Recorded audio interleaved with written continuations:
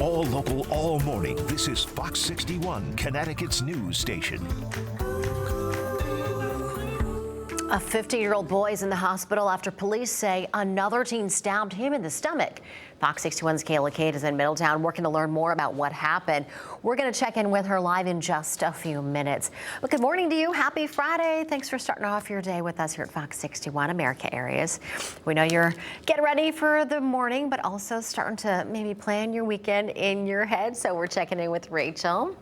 Yeah, not a bad start to our morning. We have a mostly cloudy sky. Weekend not looking too bad, although we do have some rain chances in the forecast too, so we'll have to watch that. It's a different feel to the air this morning, certainly. We do have lower humidity out there, and temperatures are much cooler than this time yesterday too. Right now on our satellite and radar picture this morning, a couple of reports of maybe a couple of sprinkles in some locations, but for the most part, it's a mainly dry day under mostly cloudy skies. Temperatures right now anywhere from 9 to about 15 degrees cooler. So we're sitting in the 50s to the lower 60s. Right now it's around 61 degrees over in northeastern Connecticut, the upper 50s towards Torrington now. So waking up around 58 degrees there, 65 in Bridgeport too. Our humidity is low. We have mostly in the 50s in terms of our dew points. So that's certainly a nice feel to the air. And over the course of the next several hours, we will see a mostly cloudy sky with some sunny breaks this afternoon. If you're in eastern Connecticut, you may see a little bit more in the way of sunshine today than western and central areas. But our temperatures will get up around 70 to about 73 to 74 degrees, depending on where you are. So 70 degrees in Milford today, but 74 in Hartford, southeastern Connecticut, hanging on to the lower 70s. So it is going to be a cooler day today, but it will be nice and refreshing in terms of our humidity. We're cranking in the heat and the humidity over the weekend, where there's also a chance for some showers and storms on Saturday, first in the morning and then again in the evening. We'll have more details on that coming up in just around 15 minutes. As we check in with the roads here at 6:02. Overall, I think our commute for a Friday morning is pretty nice and pretty smooth. So looking at 91 over in Hartford, just out by Jennings Road, that's a nice and smooth drive for you as you're traveling into downtown. We'll take a look at your drive times this morning. Windsor to the 84 interchange is 3 minutes. New Britain Ave to the Hartford Tunnel is 5, and there's no delays as you're traveling over the Founders Bridge. Erica. Rachel, thanks so much. Oh, right now, 6:02, a 15-year-old boy is in the hospital after police say he was stabbed in the stomach. It happened just before 9 o'clock last night in Middletown. And that's where we find Fox 61's Kayla Cade. She's live with the latest on what we know so far. Kayla. Good morning, guys. Yeah. Officers were called to Grand Street and High Street, and Middletown Police tells us that the 15-year-old boy is in the hospital, and at last check, he is expected to be okay, expected to survive, and he is in stable condition. Officers were called to Grand Street last night after receiving a report of a stabbing, and when they arrived, they found the 15-year-old boy with a stab wound. After investigating, police found a 16-year-old boy who they say is a suspect and arrested him for the assault. He was taken into custody and charged with assault in the second degree and breach of peace in the second degree. Police said this was an isolated incident, and there is no threat to the public. This case is still under investigation. If you have any information about what happened, you can call the Middletown Police Majors Investigation Unit. We will have that number for you over on our website at fox61.com. In Middletown, Kayla Cade, Fox 61. Later this morning, the Raul Valley murder trial is going to wrap up its first full week. Yesterday, we heard from a man who claims that he is the one who supplied the knife used in the stabbing. 17-year-old Jimmy McGrath was killed that night. Fox 61's Alicia Hercules brings us the latest testimony from Milford. The jury heard testimony from the man who says he gave the knife to Raul Valley. He says Valley asked for the knife before going back to the Shelton house party to fight.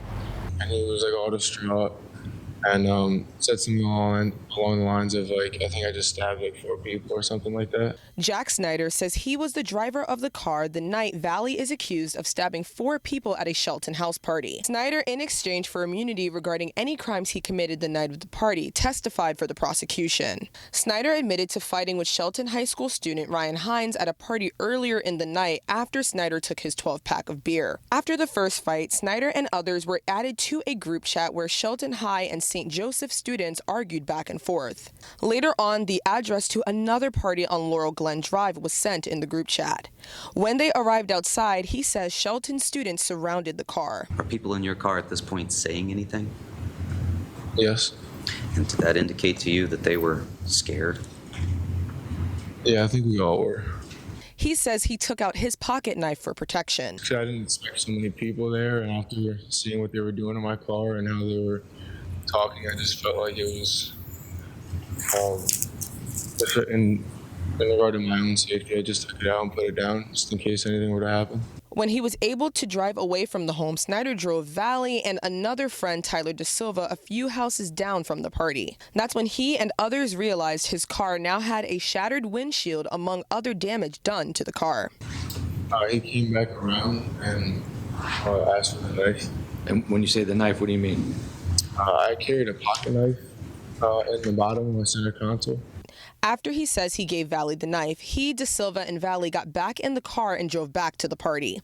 He says De Silva and Valley walked up to a crowd of people on the lawn while he stood in the car. He says Valley and De Silva were talking with the Shelton students until things escalated. One came out from the crowd and punched Lito in the face. Snyder says Valley came back to the car once but quickly went back into the fight. When Valley and De Silva returned to the car for the final time, he described them as bruised and injured. After leaving the party, Snyder drove down the street where he says Valley threw the knife into the woods. When cross-examined by the defense, Snyder says at least 30 Shelton High students swarmed over to Valley and De Silva when they got out of the car. You could see stomping going on, could you not? Yeah. You were scared for your friends at that point, were you not? I was. Terrified about what was happening to them, right? The defense also questioned Snyder about Valley's demeanor after the stabbing. He was just in shock. The Shelton Police Department say they were never able to recover the knife.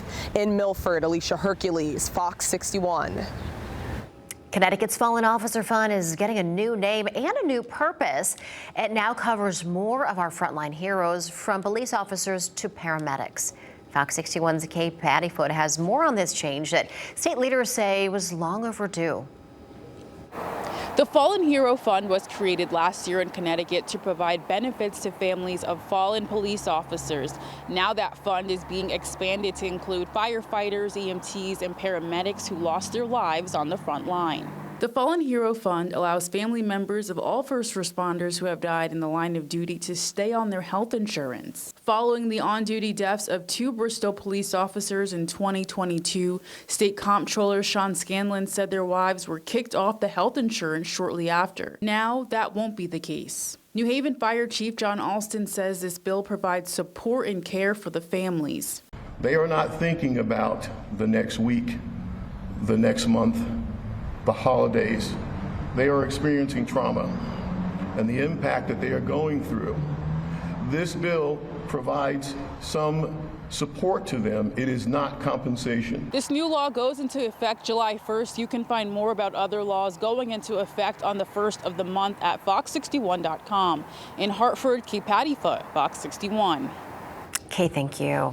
Well, the Connecticut Agricultural Experiment Station started testing mosquitoes for common diseases like West Nile virus more than 25 years ago.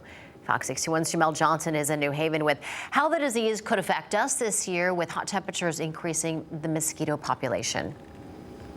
The Connecticut Agricultural Experiment Station says that one of the earliest detections of West Nile virus was found since mosquito testing started in Bridgeport. They say it could be cause for concern with the recent heat wave and more rainfall coming in, making it a prime feeding ground for mosquitoes. Philip Armstrong, the chief scientist at CAES, says the activity of West Nile virus fluctuates from year to year. According to Dr. Armstrong, 2024 was one of the most active years on record for the virus, with a total of 300 mosquito samples testing positive and 13 humans contracting the virus. Weather is the biggest factor when looking at active mosquito populations, and Dr. Armstrong says the risk goes up with higher temperatures and increased rainfall, creating standing water sources used as breeding grounds. Dr. Armstrong says many towns in the state will treat these water sources to suppress the population, but the state usually doesn't get involved unless there's a public health emergency or the water sources are on state grounds. It comes down to us to prevent as much mosquito exposure as possible. Things like covering up,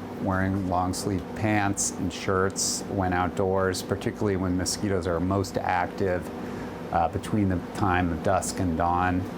Also consider wearing a mosquito repellent. There are a number of great products out there that have been shown to be safe and effective. It's hard to predict. It really depends on what the weather is going forward.